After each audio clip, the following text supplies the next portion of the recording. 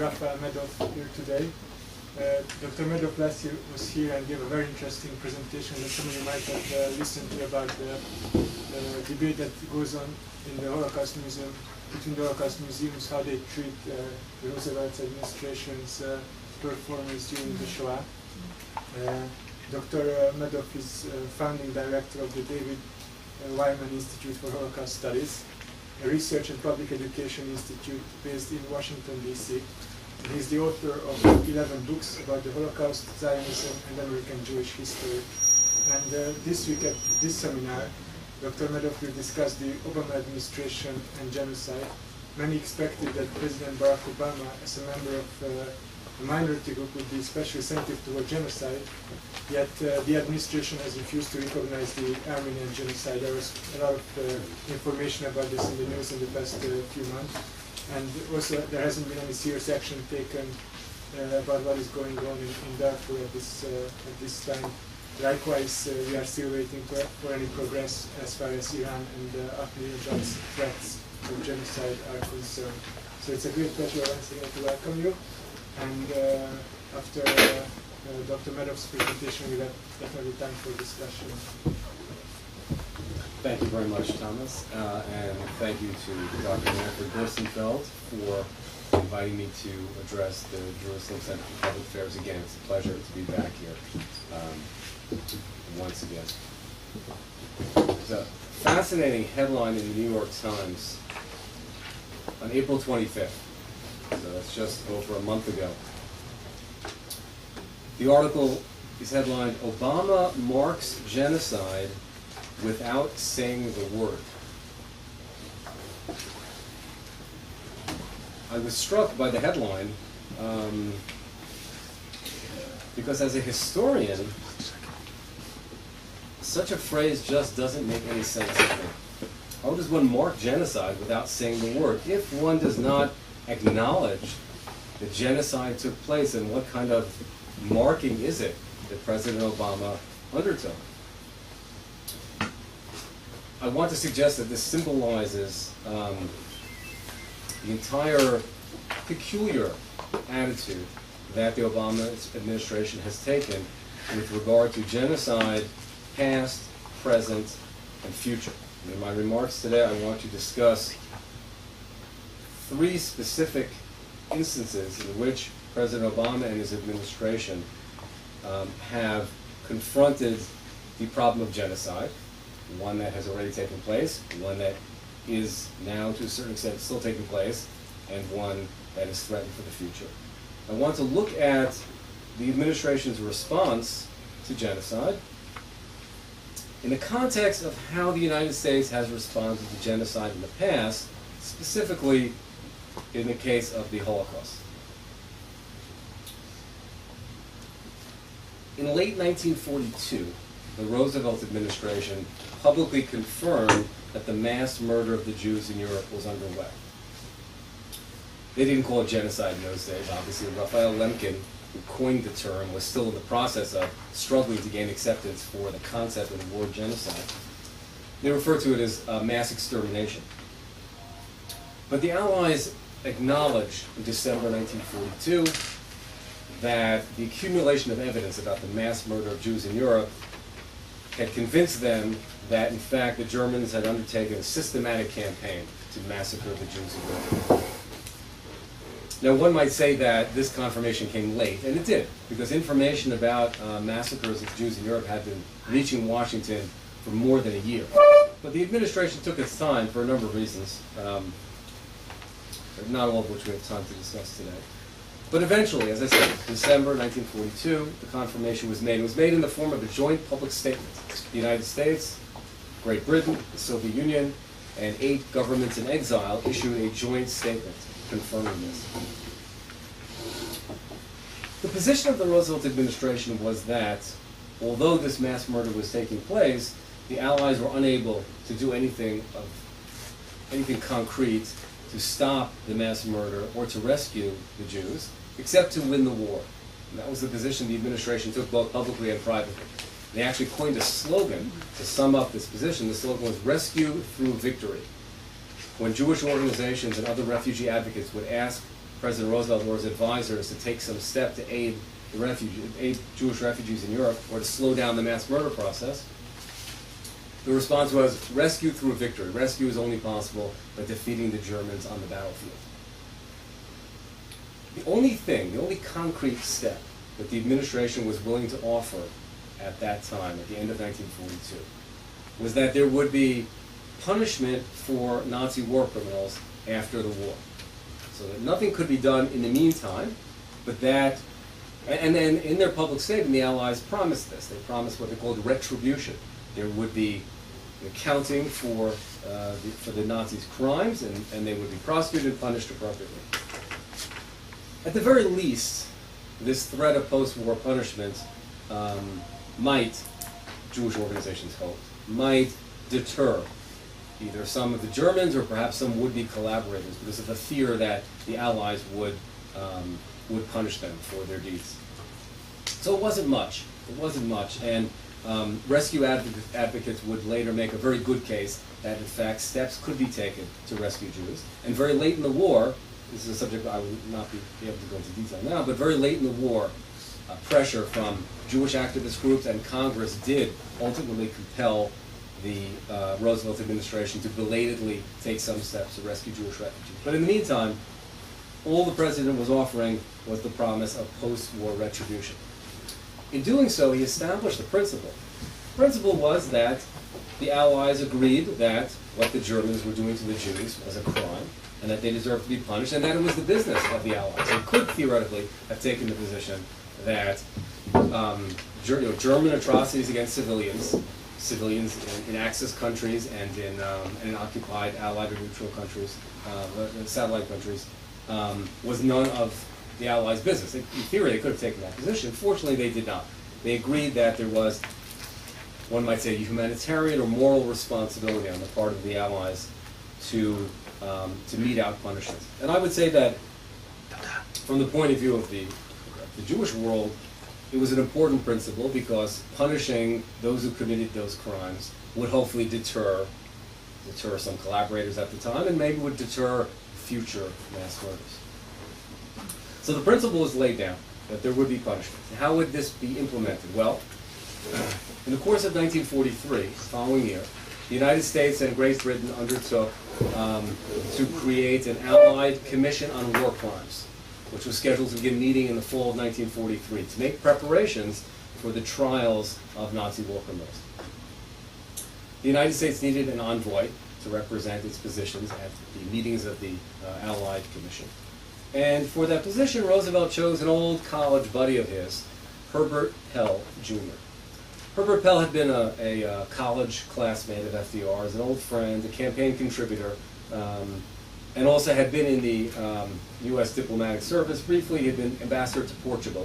It was a reward for his support and his friendship for Roosevelt. He had no special expertise in matters of prosecuting war criminals, certainly.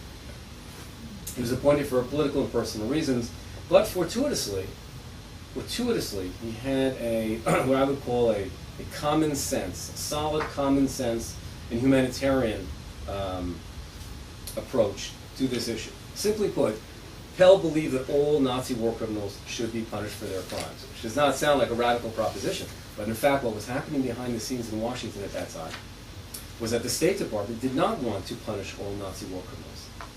The State Department was already looking ahead to the post-war situation. State Department officials anticipated that there would be tension with the Soviet Union after the war, and they wanted post-war Germany on America's side. And so the private position of the State Department was not to be too harsh in punishing Germany or Germans, lest that alienate Germany in the post-war situation. So the State Department's position was that only the major Nazi war criminals should actually be brought to trial, such as the ones who were subsequently, of course, brought to trial in Nuremberg. But that large numbers of what they considered to be middle-level and lower-level war criminals should be left alone.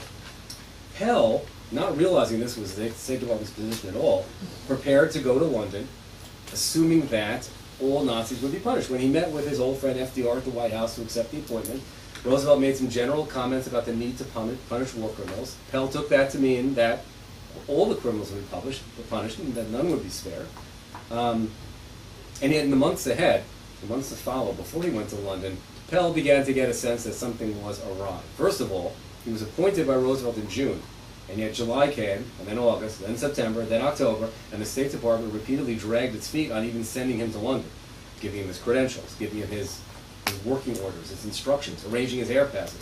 It was not until November of 1943, 6 months later, the State Department finally cleared Pell and sent him off to London. Worse, Pell's request to take with him an assistant, a trusted colleague of his, Sheldon Glick from Harvard law professor, was rejected. And instead, the State Department insisted on sending along a State Department official by the name of Lawrence Price. Well, it soon turned out, and Pell discovered this, Price was sent along essentially to spy on Pell, to report back to the State Department, and to undermine Pell's position. So the State Department, in effect, planted Lawrence Price in Pell's entourage so that it could control Pell and stop him from proceeding with taking the position of advocating punishment of all war criminals. And Pell soon found himself in the embarrassing situation of meeting with British and other delegates to the Allied War Crimes Commission, arguing for the position of prosecuting all German war criminals, and having Lawrence Price sitting at his right elbow, occasionally arguing against that position, or in different ways trying to steer the discussions in a way that would undermine that position. State Department legal experts have formulated the following analysis. They claim that there was no legal basis to prosecute war criminals who had committed crimes against Germans, against civilians in either Germany or other Axis countries. They argued that the only legal basis for the Allies to prosecute anybody would be if they had harmed civilians in Allied countries. So those who had committed crimes against the Jews of Poland, an Allied country, fine. But that meant exemptions for those who committed crimes against German citizens, that is German Jews, against Jews in other satellite countries, Axis satellite countries, Romania, Bulgaria, etc. It would have left a large number of war criminals unpunished. That was their legal position. During the course of the discussions, Price regularly went back to the State Department, ratted on Pell, in effect, and was given instructions on how to counter Pell's arguments and how to undermine his work. So Pell spent a very frustrating year, from late 1943 to late 1944, trying to win over the other delegates to his position at a time when his own fellow American representatives were undermining him. In late 1944, and meanwhile, by the way, Pell did not have any direct contact with the president. The president was busy running a war. Pell did not want to bother him, and so he didn't have any direct conversations with Roosevelt. He simply based his actions and his arguments on that one general conversation that he had with FDR back at the time of his appointment. In late 1944, Pell had occasion to visit the United States. It was the wedding of his son, who subsequently became a very prominent, powerful U.S. Senator, Claiborne Pell, who later was chairman of the Senate Foreign Relations Committee. So young Claiborne was getting married. His dad came back from the wedding, and so Pell used the occasion to visit Washington. He thought he should report to the president on the situation and the meetings of the Allied War Crimes Commission, and also, of course, check in with the State Department. Well, he had a very friendly meeting with FDR in the White House, and it was sort of your typical kind of meeting with Roosevelt. A lot of smiling and patting on the back and joking around. And Roosevelt didn't give Pell the slightest hint that there was any problem with his position or his work. And an hour later, Pell stopped over at the State Department to report to them, where he was suddenly and rudely informed that, in fact, his position had just been terminated due to budget cuts. Roosevelt, of course, knew that the position had been terminated because it wasn't due to budget cuts. The State Department wanted to get rid of Pell, and FDR signed off on it. FDR agreed to this, and he knew when he was sitting and chatting and smiling with his old friend that, in fact, he had already thrown him under the bus. Pell told his State Department colleagues that he would be willing to work for free.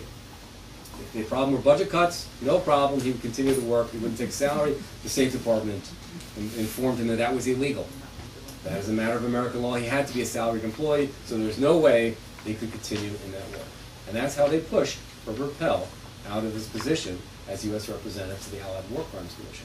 And that would be the end of the story, and a pretty sad ending that would be, except, by chance, word of what had happened to Pell leaked to a small group of Jewish activists in New York and Washington, popularly known as the Bergson Group.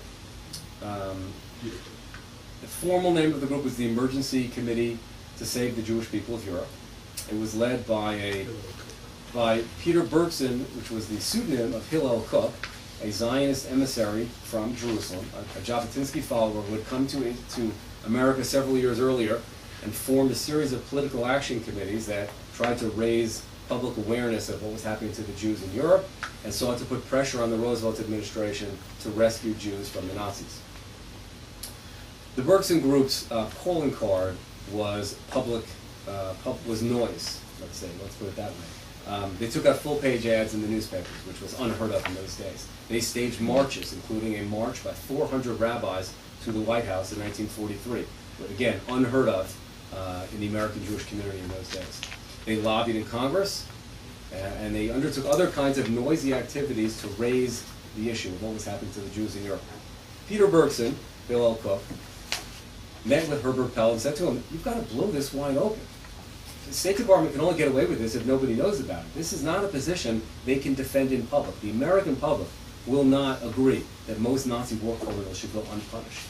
And Bergson's instincts were correct, because Pell, thinking he had nothing to lose, agreed to hold a press conference in early 1945, in which he exposed the entire controversy that had taken place, the entire dispute between himself and the State Department. It was front-page news, literally front page of the New York Times, revealing this dispute between the State Department and the U.S. envoy Pell.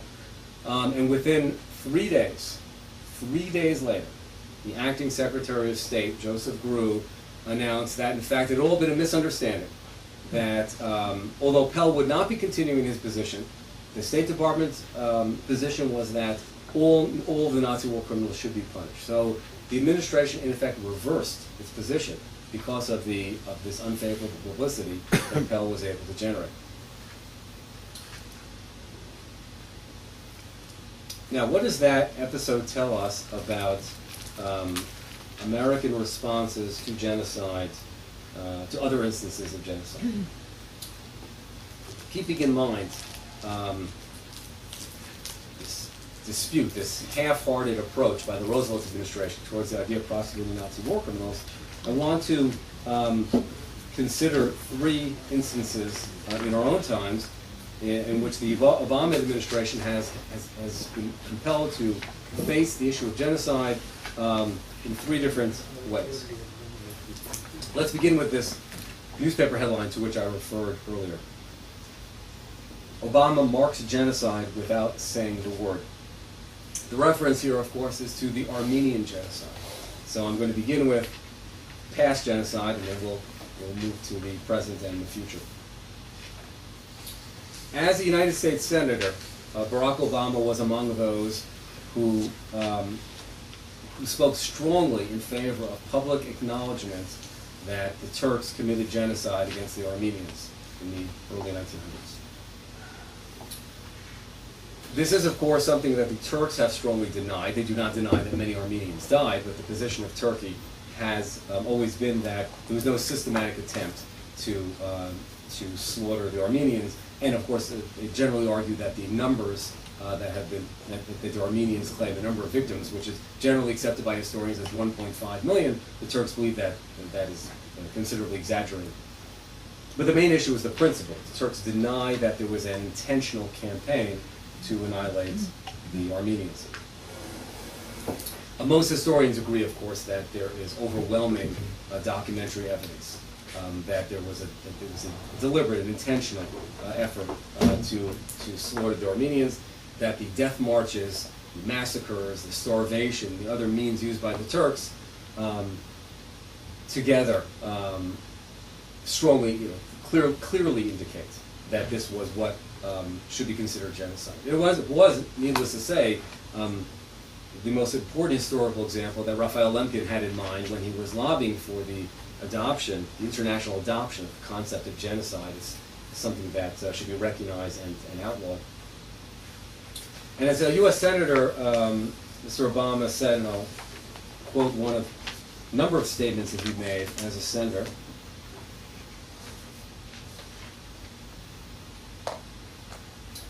He said in January 2008, "I share with Armenian Americans, so many of whom are descended from genocide survivors, a principled commitment to commemorating and ending genocide. That starts with acknowledging the tragic instances of genocide in world history." That's about as clear as you can get. And he was, of course, by no means the only senator to take that position. A number of other important American political figures, Hillary Clinton included as a senator, said that the time had come for the United States to be on record as acknowledging the Armenian genocide, despite the fact that this would anger the Turks, and according to those on the other side of the argument, that this would undermine relations between the United States and Turkey. The principle was important. The principle was that the fight against genocide begins with acknowledging that it took place. It's impossible to combat genocide unless you begin by agreeing on the very concept, on the term. And yet, as president, Mr. Obama has taken a very different position. It goes without saying that presidents almost routinely change positions when they make the transition from candidate to president, but they don't always change positions so radically or so quickly. And in this case, President Obama came into office with several key advisors who happened to have spoken out strongly on exactly this issue. Let's begin with Samantha Power. Professor Samantha Power from Harvard was a senior Obama policy advisor during the campaign and is today in the administration. And Susan Rice, who is the United States ambassador to the United Nations, have both spoken out very strongly about the need for the United States to intervene against genocide. Dr. Power is the author of an important Pulitzer Prize-winning book, A Problem from Hell, published 5 years ago, which is a history of America's very disappointing response to various instances of genocide, starting with Armenia. So the fact that Mr. Obama himself was on record as urging recognition, and the fact that some of his key foreign policy advisors shared this position, spoken about it many times, gave the, let's call them the human rights community in the United States, a sense of optimism that the U.S. would, first and foremost, intervene against the genocide in Darfur, but also, of course, begin by recognizing past genocides, as in the case of Armenia.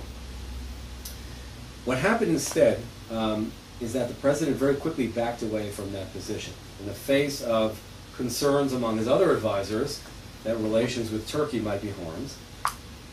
Mr. Obama made a very different statement on the occasion each April when the Armenian community worldwide marks the genocide. He said in his 2009 statement, I'm going to read it to you because it's almost a classic case of White House wordsmiths coming up with what they think is a clever way to deal with a problem like this where two sides are both pulling at the president and he wants to somehow make everybody happy and in the end probably makes nobody happy. Here's the statement he issued, April 24th, 2009, on the day in which the Armenian genocide is commemorated. This was the first occasion since his election as president in which he addressed the question of what happened to the Armenians. And he said, 94 years ago, one of the great atrocities of the 20th century began. All right, so it's a great atrocity. Fine, let's keep going. Each year we pause to remember the 1.5 million Armenians, okay, so no waffling on the numbers, again, that's good. 1.5 million Armenians who were subsequently massacred or marched to their death in the final days of the Ottoman Empire.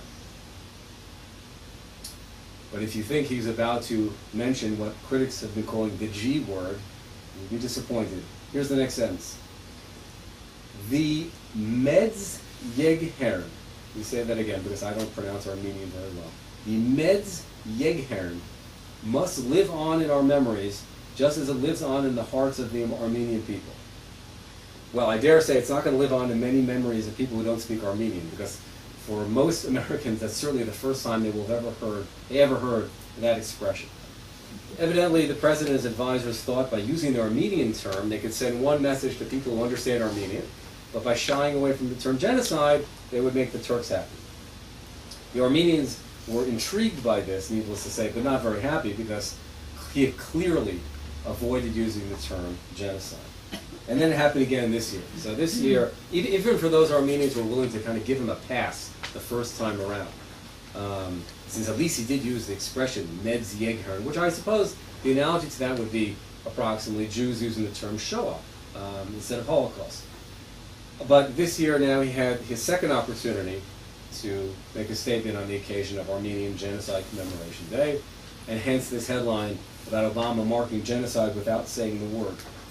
This year's statement now dropped the Armenian term, maybe probably because there had been a certain amount of ridicule and complaint in the press. And this year's was, on this solemn day of remembrance, we pause to recall that 95 years ago, one of the worst atrocities of the 20th century began. In that dark moment of history, 1.5 million Armenians were massacred or marched to their death in the final days of the Ottoman Empire. So, no genocide, even no Meds Yeghern this time around. Although the New York Times notes an earlier statement by Mr. Obama when he was a senator. She said, the Armenian genocide is not an allegation. It's not a personal opinion or a point of view, but rather a widely documented fact. And it is. But for this president, as for other presidents in other situations, of course, political needs, diplomatic needs, sometimes trump the most basic acknowledging of a documented historical fact. Now let's fast forward a little bit, if we may, to no. Before we do, let me one final comment on the Armenian genocide and the importance of acknowledging the concept, the term genocide. At the time that the Allies confirmed the mass murder of Jews was underway, it was preceded by a furious debate behind the scenes among the State Department officials who were trying to craft the statement confirming the genocide.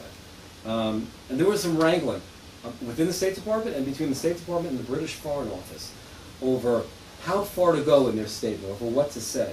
And although the final statement was relatively clear in terms of acknowledging what they call the mass extermination, I do want to point out a few of the behind-the-scenes comments, because they shed light on the subsequent attitude of the State Department towards rescuing refugees. That is, the subsequent efforts by the State Department to prevent, to obstruct, to undermine opportunities to rescue Jews during the Holocaust.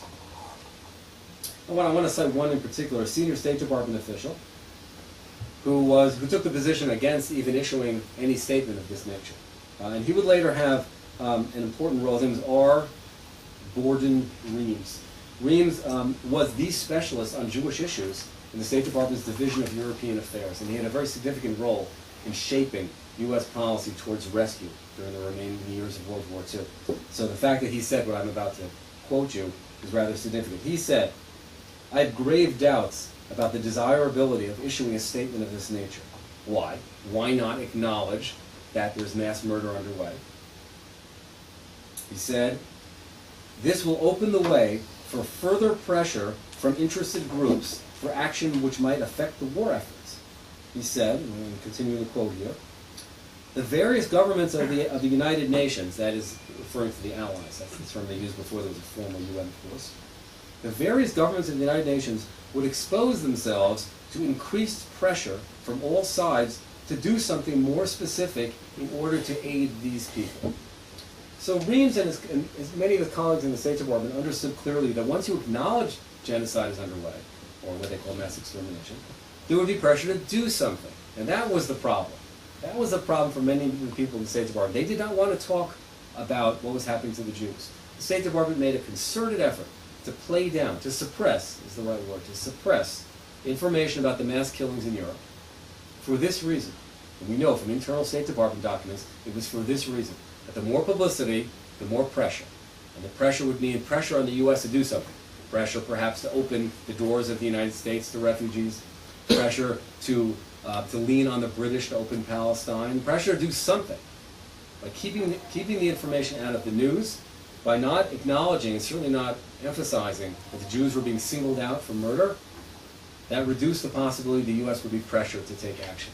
And that really is the significance, ultimately, of recognition or non-recognition of the Armenian genocide. It's too late to do anything for the Armenians, but of course, it is not too late to do something for the people of Darfur.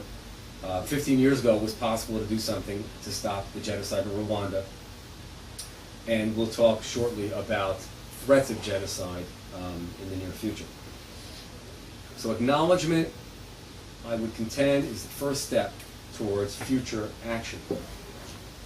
Now to Darfur. As a senator, as a candidate, Barack Obama was critical of the Bush administration for not taking stronger action to intervene against the genocide in Darfur. Based on those statements and based on the fact that, again, his advisors included such human rights activists as Samantha Power and Susan Rice, the expectation among Darfur activists, among the Darfur advocacy community in the United States, was that this president would act swiftly and in ways that the Bush administration had not acted to interrupt the mass murder in Darfur.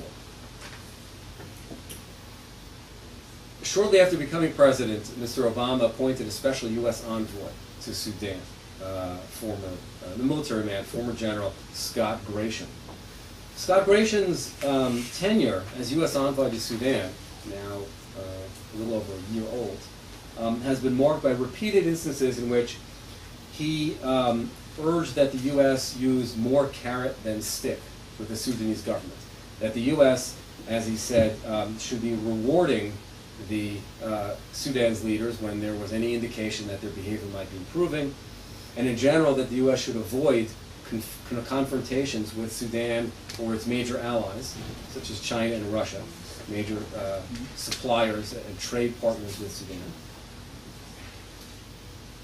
Gratian has been involved in a series of missions to Sudan, behind-the-scenes talks with Sudanese leaders, and an approach to the Sudanese government which in general has been one of accommodation rather than confrontation. So instead of taking a more aggressive approach with stronger sanctions against Sudan or possibly even more substantive action than the sanctions, in fact the Obama administration has, I would contend, taken an even softer approach towards this genocidal regime.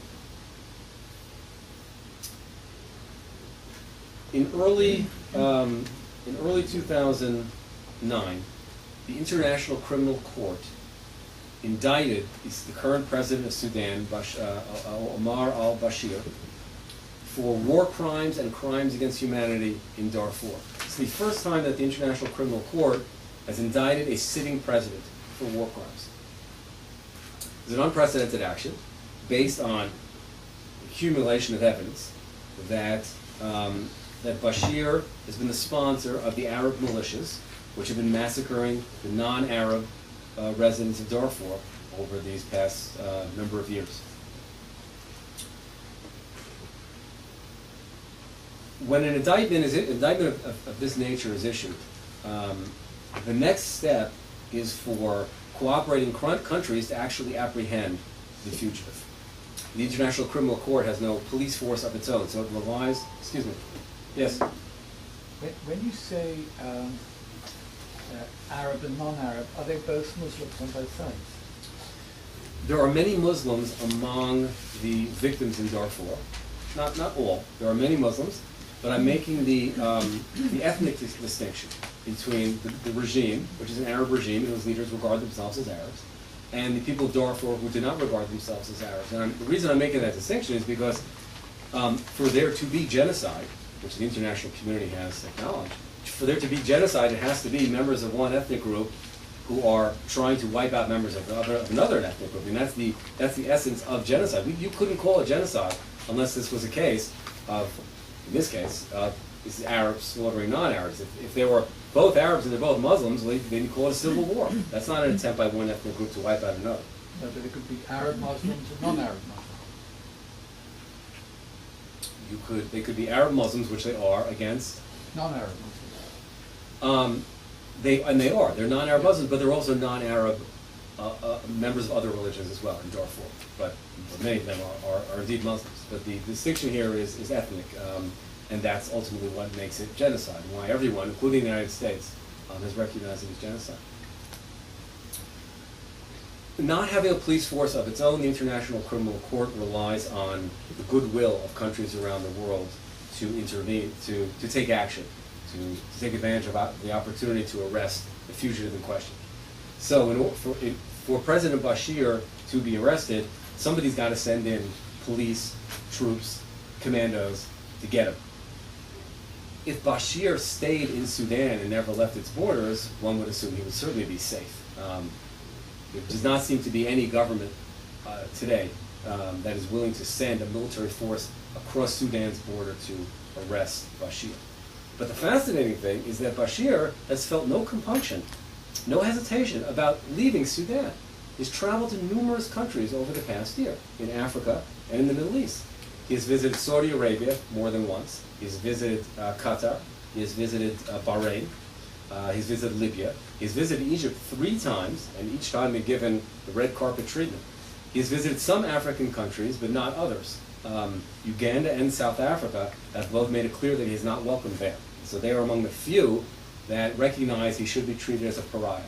But other African countries and the Arab countries that I just mentioned have embraced him, as the Arab League has in general. The Arab League has defended Bashir and argued that he should not be prosecuted, and that the attempt to prosecute him is Western imperialism, and it's the Western world interfering in African and Arab affairs. Needless to say, Egypt in particular is a major recipient of United States military and economic aid. And so one might think that the Obama administration might at least have expressed some displeasure with the Egyptian government repeatedly welcoming the world's most wanted war criminal and perpetrator of genocide. It has not, however. The Obama administration has not publicly, we don't know what's happened privately, but there's no indication anything has happened privately, it has not publicly said a word about any of Bashir's visits to U.S. allied countries, such as Egypt. And also Turkey? He's not visited Turkey. The official public position of the United States, of the Obama administration, is that the U.S. supports the International Criminal Court's position. It supports the prosecution of Bashir. That's their official position.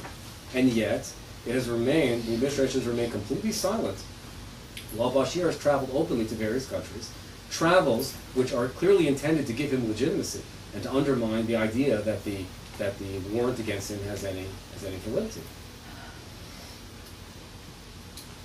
At a press conference 3 weeks ago with Ambassador Scott Gratian, the question of prosecuting Bashir was finally raised by a reporter. In general, by the way, the news media have made very, very little of this issue. Reporters at State Department briefings and other opportunities have almost never asked administration spokesmen why they don't even criticize the welcoming of Bashir in various countries, much less why doesn't the administration try to capture them. You know, the United States has, of course, on various occasions sent its forces, its troops, or its commandos to capture international fugitives. Manuel Noriega, the president of Panama, for example. Hijackers involved in the seizing of the Achille Lauro. They were brought down when they were on a plane over the Mediterranean during the days of the Reagan administration. And there are other examples. So it's not as if it's unprecedented for the United States itself to use military force to apprehend an international criminal or terrorist of some sort. But as I say, journalists have not raised the issue, and but finally 3 weeks ago, the question did come up, and a reporter asked in kind of a very gentle, backhanded way, by the way, what is happening with, what's the U.S. position on the prosecuting Bashir? And Ambassador Gratian, for the first time, indicated rather clearly that the U.S. has backed down from its previous position that Bashir should be prosecuted. What he said was, of course, we support all international efforts to bring war criminals to justice. He didn't even name Bashir, actually, but he was responding to the question about Bashir. So, of course, we support those efforts, but at the same time, we are exploring with the African Union, that's the coalition of all African countries, we're exploring with the African Union ways to address these issues at the local level. What he's talking about here is and this was quoted in various newspapers, but none of them explain what he's talking about. He's talking about was an African Union proposal last year that Bashir and some other wanted war criminals connected to Darfur, that they should be tried before some kind of a local courts in Sudan. Needless to say, a local court in Sudan, which is a dictatorship ruled by Bashir, the local court is not likely to give Bashir the justice he deserves. So it's a solution, quote unquote, which is very clearly designed to ensure that Bashir receives the least possible punishment. And yet the Obama administration has now chosen, apparently, to embrace that position rather than take the position that Darfur activists had been hoping he would take.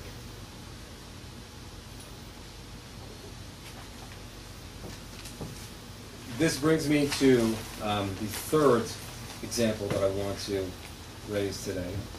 And having discussed now past genocide and present genocide, Armenia and Darfur, I want to look ahead to the danger of genocide in the future. That is, genocide perpetrated by the one country in the world, one regime in the world, which today openly threatens to carry out genocide, and that, of course, is Iran. The Iranian government, having taken the position that wiping Israel off the map is a desirable and legitimate objective, is in effect threatening the world, defying the world with a warning, maybe one might call it a threat or a pledge, that it is prepared to carry out genocide. The Obama administration has a number of options in terms of dealing with this issue. And of course these options are naturally complicated by the fact that in addition to the threat of genocide against America's ally Israel, there is the broader danger of Iran's nuclearization, which obviously occupies the attention of the administration. But the two really are intertwined. But there are those, of course, who advocate military action against the Iranian regime. And some of those advocates cite historical precedent. They point to the failure of the Western world to confront Hitler early on, that is in the 1930s. And they note correctly that the world would have been spared an enormous amount of bloodshed if the Western democracies in the 1930s had the courage to take action against Hitler, and thereby ultimately would have preempted Hitler's genocide. There are those, of course, who argue for a moderate approach, a more limited approach, and that is the use of sanctions. And there are, but those who are critical of the Obama administration argue that that even on sanctions, this administration has been far too hesitant, and that there are a broader range of sanctions that could have been imposed and still need to be imposed that could help cripple the Iranian regime and ultimately prevent it from its race to atomic weapons and from among other things, destroying Israel. Many members of Congress, as well as, of course, Jewish organizations and many others, have been supporting legislation in Congress to increase and stiffen the existing U.S. economic sanctions on Iran. There is a piece of legislation known as the Comprehensive Iran Sanctions, Accountability, and Divestment Act, which has already been adopted by both the House of Representatives and the United States Senate. Without going into great detail, let me just say that this legislation will tighten the sanctions on Iran, especially in the area of petroleum trade. It will make it much harder for companies to sell gasoline to the Iranians to process petroleum and to engage in petroleum-related trade, which has been a great benefit to the Iranians. So it's another way to combat the Ahmadinejad regime. The legislation, as I say, already passed the House and the Senate, so it's already has gone to the president's desk. It's awaiting his signature. Well, about a month ago, Congresswoman Eliana Ross-Lehtinen, who was one of the Republican leaders on this issue, revealed that the administration has been trying to change the bill before the president signs it. It's not unprecedented for there to be last-minute changes in the language of legislation after it's been passed by Congress and before it's actually signed into law. It's not unprecedented. It's unprecedented to make significant changes because obviously Congress has passed a bill that has a certain intention. To make significant changes would deprive the bill of its essence. And here's what the administration apparently has been doing, and they haven't denied this. In fact, unnamed administration officials have been quoted as confirming this is what they want. They want to put in what I'm going to call a loophole. They don't call it a loophole, but it's an exception. And the exception would enable the administration to name certain countries as cooperating countries. That's the phrase, cooperating countries. If a company is based in a cooperating countries, then it is exempt from the restrictions on petroleum deals with Iran.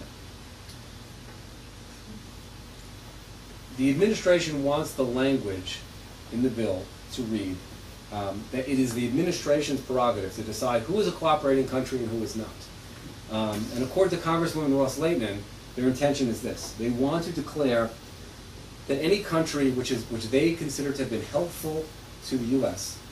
in drafting action against Iran in the United Nations, that those countries should be considered cooperating countries. Now, the irony here, of course, is that the sanctions that are being debated and discussed in the UN, excuse me,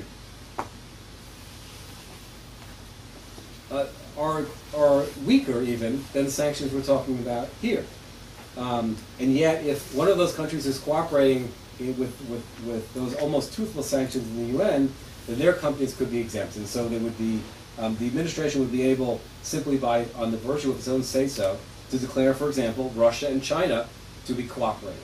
And that would exempt all Russian and Chinese countries from these sanctions, therefore really taking the heart out of the bill.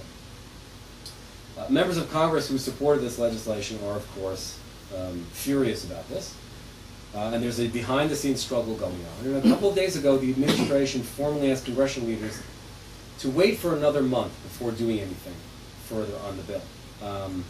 They asked for another month to see what's going to happen in the United Nations so the administration can make a final decision on this cooperating countries language. So the final decision remains. Somewhere in the weeks ahead, presumably, the administration will either insist on this cooperating countries loophole or back down on it or try to propose some sort of compromise. But it's a disturbing example of how even when we're only talking about economic sanctions, we're not anywhere near the stage of talking about military action, for example. It's just economic sanctions. Even here, this administration is reluctant to take a firm stand. They won't take a firm stand against Iran. They are not taking a firm stand by any means with regard to Darfur, and of course with regard to Armenia, they are evading the issue entirely. So we have a series of very disappointing episodes, which in some respects are frightening, because in a world where genocide is by no means a thing of the past, in a generation which has seen Rwanda and Darfur, and where a government of a major international power, Iran, is prepared is threatening to carry out genocide, the United States, the only country which one might have reasonably hoped would take substantive action to stop it, is in fact backing away from doing so. In the remaining time that we have, I'm of course happy to entertain any questions and discuss all of these issues further. Thank you very much. Thank you. Professor Lerner, then Yusuf Hakimian, and then Howard Weissman. I have. Professor Lerner? Can I ask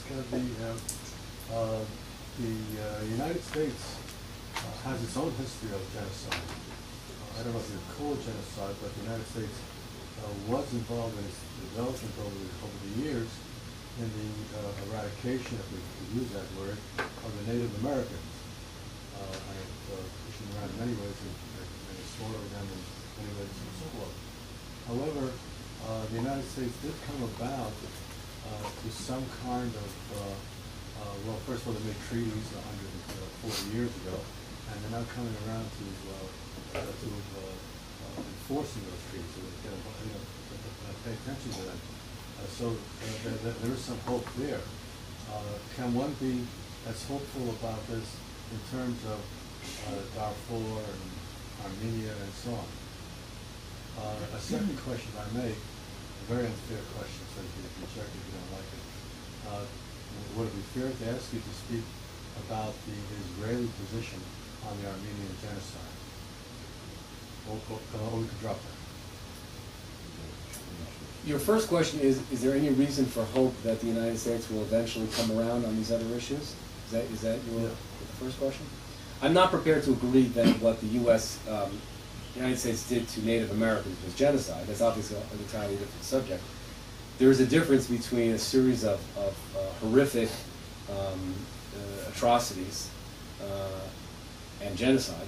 Genocide obviously requiring a certain amount of premeditation, a systematic attempt to wipe out an ethnic group. I think I'm not persuaded that the crimes committed against the Native Americans rise to that level of evidence. But again, that's not really the point for today. Having said that, I personally am not very optimistic because in each of the three examples that I brought to this conversation, politics triumphed, political interests and diplomatic interests triumphed over acknowledgement of historical fact, over pursuit of justice, and over triumph over the common sense need to stop the Iranians before they unleash atomic weapons on us. So I'm actually not very hopeful at all. I see everything going in quite the opposite direction. There's a real tendency in the American political leaders to, in hindsight, express all sorts of regret about what they should have done. President Clinton has expressed great regret about not lifting a finger to intervene in Rwanda. And he said how sorry he was that he took so long to intervene against ethnic cleansing in the Balkans. And I wouldn't be surprised at all if after he leaves office, President Obama starts talking about how he should have been more active in Darfur. That seems to be the pattern. That's more of the pattern, I think, than anything else. The second part of your question raises a number of interesting issues, which I didn't touch upon only because our time is limited here. The Israeli position regarding Armenia and the American Jewish position regarding Armenia.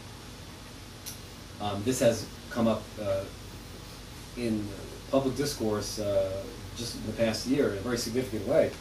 The United States House of Representatives debated and ultimately passed a resolution acknowledging genocide in Armenia. That genocide took place in Armenia. And Turkey, of course, lobbied vehemently against it. The Obama administration lobbied against it very actively. And American Jewish groups stood on the side, at best, stood on the sidelines at the urging of the Israeli government because Israel felt that its relations with Turkey, this is very ironic in view of what's happened in recent days, the Israeli government felt that its relations with Turkey were more important than any public acknowledgement of genocide. In fact, there was one very distasteful episode in Boston in which an official of the Anti-Defamation League in some public setting acknowledged that the Turks had committed genocide against the Armenians. He was fired as a result. Then there was a public uproar, and as a result, the national ADL withdrew its backtracked and reinstated him. But that reaction was as part of this overall mindset that relations with Turkey are more important. To my mind, it's a morally repugnant argument to begin with, but it's made all the more disturbing by the fact that even before the current troubles, Turkey has, over the past several years, repeatedly adopted very unfriendly positions toward Israel, among other things, comparing Israel's actions against terrorists in Gaza to the behavior of the Nazis. And now, of course, the Turkish role in the latest episode, the flotilla episode, really, I think, undermines the arguments of those who say that Turkey is a friend of Israel's, and Turkey's feelings are more important than the feelings of the Armenians. Yusuf, The question that I have is regarding World War II. I am familiar with what the United States and England did not do in saving Jews that they wanted to come to their shores. But what could they have done that they didn't do? In other words, when they were fighting the Nazi Germany with full force, what action could they have taken? And I also know about not bombing the railroads. What else can you tell us? The first and most obvious step would have been to open the doors of Palestine, to cancel the white paper, and to declare Jewish immigration free and open. Now, that could have been done without any declaration. When I say declare, for tactical reasons, the British could simply have done it without making an announcement and without, because the British, the reason they didn't do it is because they feared Arab reaction. So they could have done this quietly, but the point is they could have opened the doors, and that would have saved a significant number of people. It's important to remember that even at the peak of the Holocaust, Hitler Europe was not hermetically sealed. People still escaped. Obviously, there were greater opportunities to escape before the war and in the early years of the war than in 1943 or 1944. But even then, there were avenues to escape, but the problem is there were very few places to escape to, since all doors were closed. The first, the most logical step would have been to open the doors of Palestine. Certainly British mandatory Palestine was much closer to Europe than any of the other havens that we might propose, or that were proposed at the time. So this was the logical place to let them in here. And the United States could also have opened its doors in the following sense. The U.S. had immigration quotas in those days, and the quotas were pretty strict, but the quotas were never filled. The quotas were never filled. During the period from 1933 to 1945, there were about 190,000 unused quota places from Axis countries.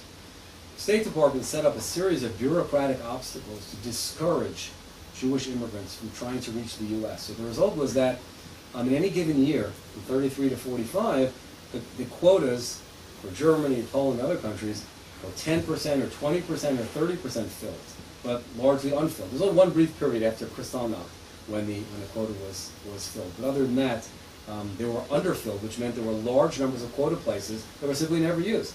190,000 Jews could have been rescued from Europe, could have been given haven without touching the immigration quotas. Meaning Roosevelt would not have to fight with Congress, he wouldn't have to propose new laws, it wouldn't even be a public issue. It could have been done, again, completely quietly. Simply take away these extra bureaucratic layers of interference that the State Department had created. Bombing the railway tracks to Auschwitz, or bombing the gas chambers and crematoria themselves, was a very feasible possibility. Militarily, it was entirely feasible. It would have interrupted the mass murder process. It might not have directly saved refugees, but by slowing down the mass murder process, it would have saved lives. That's the key. So that was another obvious step.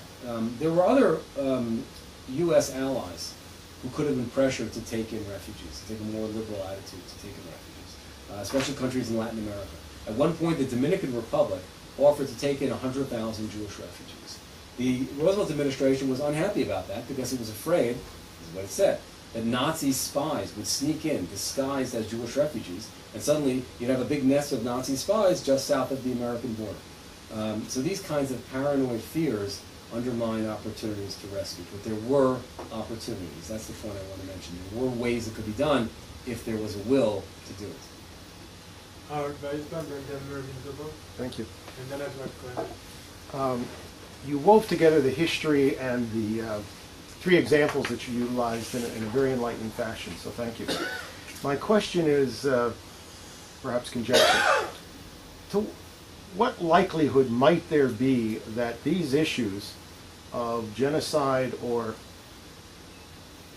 lack of acknowledgement of genocide, even negative action, might become issues, campaign issues, if you will, amongst the liberal left and particularly the Jewish liberal left,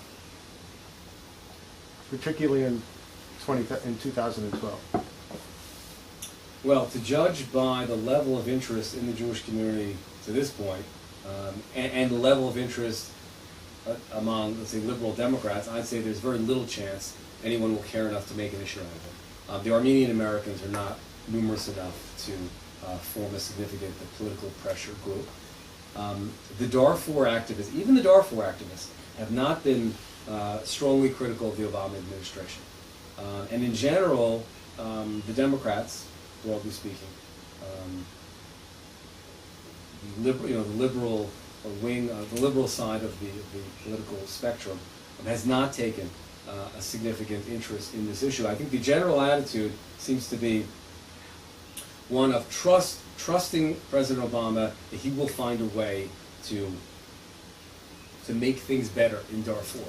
There's been very, very little public attention given in the news media or in among the Democrats, for example, to the issue of prosecuting President Bashir. The issue is simply not mentioned. People just don't talk about it. I don't expect. Does he physically have to be in The Hague to be prosecuted? I'm not sure how else they could do it. In Other war criminals actually didn't, actually physically captured and brought to trial. But there are examples of prosecuting one in absentia, are there not? I don't know if they would eventually do that or not. I'm not sure what it wouldn't serve much more purpose than the current situation, which is that he's indicted.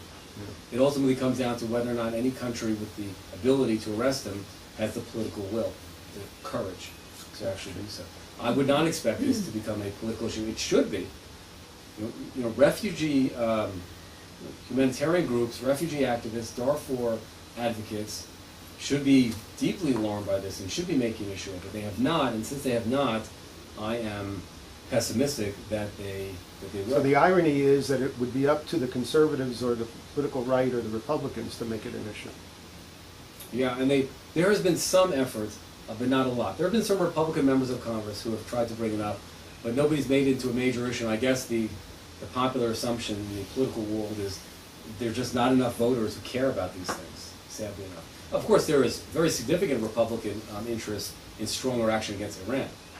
And the threat, again, the genocidal threat against Israel is cited by Republicans, by conservatives, as an important reason for stronger U.S. actions. On that front, they're very interested, but in Darfur, there's unfortunately very little interest. Thank you. Your talk was about Obama and genocide, but you started off with Roosevelt, and you discussed the situation there, and I guess the State Department's own policy, whether that has anything to do with the government's policy, the administration's policy or not. And basically, it seems to me that actually nothing has changed throughout all of American administrations. Is there any reason to suppose that there could be any change in the future, so long as the State Department? There will always be a reason for not proceeding against some rogue regime, always. The reason I began with the episode of Herbert Pell was because it illustrates that sometimes something can be done. Pell's ability to force the State Department to reverse its position is very significant, because with one press conference, he was able to achieve something very significant.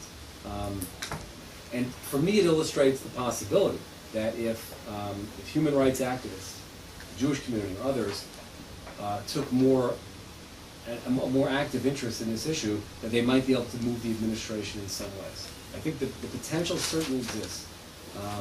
If nothing else were to occur, if the opposition were to leave the issue alone, then I think you're right. Then nothing will change. Every administration will find more compelling reasons to ignore genocide than to act against it. But in democracies, there is the possibility to put pressure on the administration, on any administration, through various means.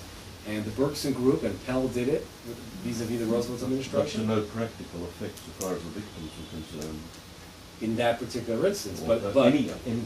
No, not any, because something the Berkson Group did a year earlier, which was arguably much more significant, is the Berkson Group successfully pressured the Roosevelt administration to belatedly create a new government agency called the War Refugee Board, which did help rescue an estimated 200,000 Jews during the last 15 months of the war. That's a subject, of course, for another discussion, but that's the most dramatic illustration of how how private pressure groups can, in some cases, bring about significant changes in U.S. foreign policy. And that was in the midst of a world war. So I think it is within the power of Darfur advocates or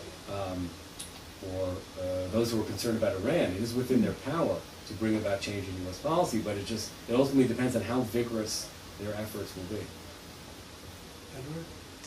I want to come back to Darfur and Bashir. Could you say where the Mandelas and the Tutus, let alone Sam Powers and the flotillas, etc., where are all these people? Are they related to it in any way? They haven't made much noise about it, but as I mentioned earlier, South Africa is actually one of the very few countries that has refused to allow Bashir to enter its territory. Of course, what would have been better is if they allowed him to enter and then arrested him, but at the very least, South Africa has taken a somewhat more principled position that he deserves to be treated as a pariah. Mandela is a world figure, Right. and to some extent Tutu as well. You know, these are like considered like moral figures even. And yet on this issue, they have not taken what is clearly the moral position. They should be leading the charge. They should be criticizing, especially other African leaders who have not taken action against Bashir. And that's certainly very disappointing. Sam Powers, where is she on this today? Who? Samantha Powers. Samantha Powers does not speak about this issue, but in general, national security advisors, they don't just, they don't go around making public comments unless the president specifically sends them to be on a particular Sunday morning talk show. She's not a public spokesman. She doesn't talk about anything. I don't know where her heart and head. Well, we know where her heart is because she wrote a book about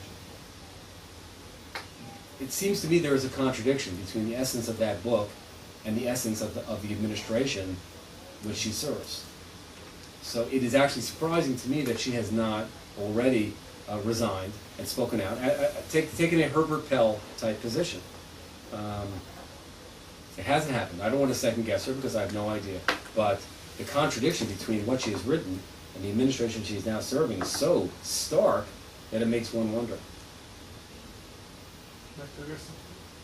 Well, first of all, thanks a lot for what was again a very illuminating lecture on kind of topics which nobody else touches. What I like about the Pell case, I'm always, coming from the business world, always interested in investing little and have a lot of results. Pell goes to one press conference and he turns the whole situation around. Give us 3 recommendations where with little investment the situation can be turned around. Look, easy questions you get from others. Well, what do you have in mind, for example? No, look, you have to, I always look, because we're a small organization, we're dealing with big problems, always look for things where you invest little and you embarrass the other guy in a major way, you cause a change, you cause them far more trouble than the effort you put in. High return on investment. It's very big considerations for me. So, what would you do if you were the brain to embarrass Obama in a major way? Would you try to have Fox News run a documentary on Turkish crimes? For instance, something which really doesn't cost the Wyman Institute time and money and causes the Obama administration a lot of embarrassment. Well, I can tell you what the Wyman Institute has actually done with regard to Darfur. It was not our intention to embarrass the administration per se, but we have undertaken a number of initiatives, and some of them were reported on the clippings that are included actually in the literature pamphlets. And these have been initiatives to publicize the failure to arrest President Bashir. The most recent one was last November on the anniversary of the opening of the Nuremberg trials. We brought together more than 200 Jewish and Christian, especially Christian clergy in the United States, to sign a letter to President Obama on the anniversary of Nuremberg, urging him to take action against the world's most notorious and wanted perpetrator of genocide, Bashir. The significance of this open letter, I think, was that it was signed by important Christian leaders, a number of bishops, and a number of prominent Christian clergy who previously had not taken a position critical of the Obama administration. So that's an important first step. The fact that the Jewish community has rallied for Darfur is not exactly news. I mean, people at the big major Darfur rally that was held in Washington 2 or 3 years ago, people commented on the large number of yarmulkes that could be seen among the participants, because Jewish participation in Darfur advocacy has been very heavy. But rousing churches, rousing liberal churches to speak out on this is important, because they are part of the Obama constituency. So when they raise their voices, then there's hope that the administration might heed them. So I think that that's one of the first areas to approach, one of the first constituencies to approach are liberal churches that have a natural interest, a humanitarian interest in Darfur, and that have not been willing to take the politically courageous step of publicly breaking with the administration. So I think we need more of that. I think our petition in November was the first step, but it needs to be the opening wedge. There need to be even more vigorous efforts to mobilize Christian sentiment, liberal Christian sentiment in America, sentiment among Democrats, among those who have the administration's ear. I would like to thank you very much for the presentation. And our next event is going to take place on Tuesday. Professor Robert Wistrich will speak here at 10 o'clock. And if you would like to register, please let me know. Thank you very much again. Thank you. It's my pleasure. Everyone will find in their literature packet, there's contact information, including the Weinman Institute's website, which is weinmaninstitute.org. So please take a look at the website, explore the literature at your leisure, and feel free to contact me if you're interested in learning more about our work. Yes, one more question in the back. Is this lecture, so to speak, on the website, or is it going to be written up? It will be, yes. Okay. I'll work out the details with Dr. Wilson. Terrific. Toda. Thank you. Thank you.